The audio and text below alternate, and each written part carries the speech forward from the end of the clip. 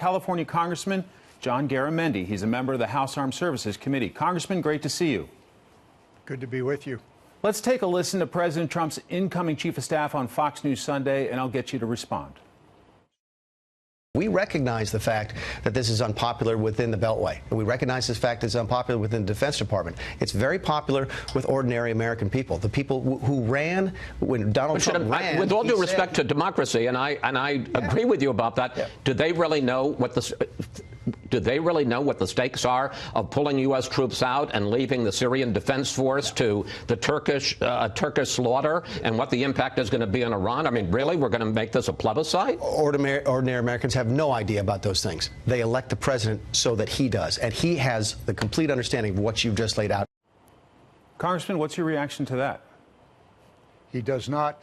The president does not have a complete or even a partial understanding of what's at stake here in Syria.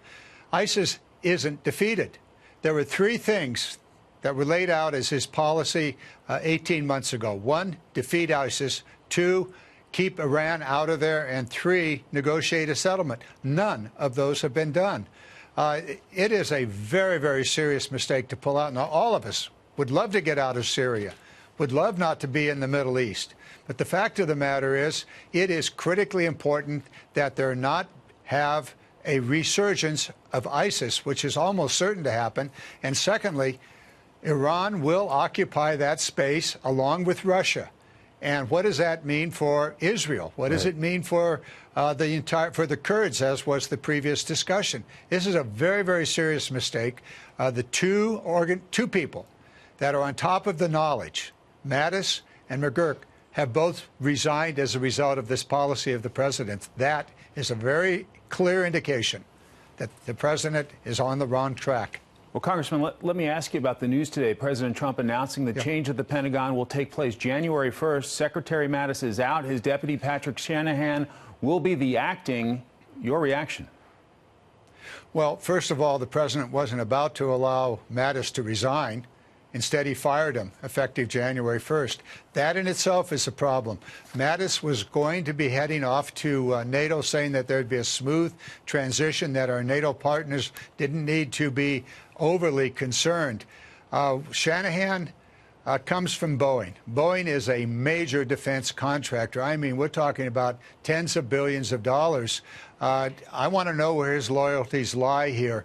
He hasn't been in the Pentagon that long. I want to make sure that he knows that he is representing the American people and not representing Boeing. There's a major conflict with Boeing right now on the KC-46, the new aerial refueling tanker.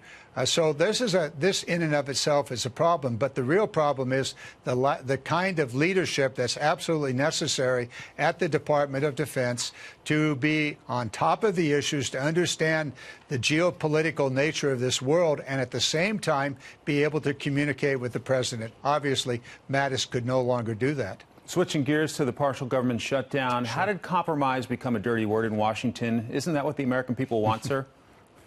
Of course they want it. Of course they want it, and then they actually had it. The Senate unanimously voted out a compromise that the president was on board.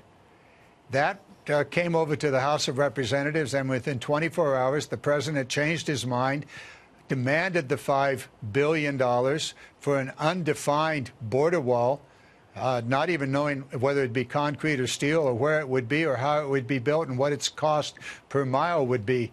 Anyway, the president changed his mind. The House Republicans lined up behind him, and now we have a shutdown. I've been told by a well-placed Democratic source the last offer from the White House was $2.5 billion, $2.1 in border security, $400 million for other immigration priorities. That's half of the original $5 billion request. Why not take it? Well, might very well take that. Border security is something that we have wanted. The Democrats have wanted that over and over, and have. But we said just to build a wall without any plans. I'm on the Armed Services Committee. We spend $700 billion, and we would not allow the Air Force to build a hangar unless we knew where it was going to be built, what its purpose was, and what the cost was. The president's simply demanding $5 billion for a wall or a fence or whatever it might be without any definition of where, when, and how. That's just irresponsible, and certainly for the taxpayers of America, a major problem. We do want border security. The president talks about drugs flowing into the United States. Yes, they are.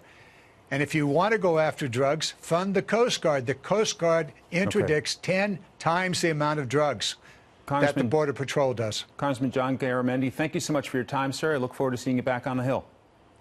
Whenever. Thank you.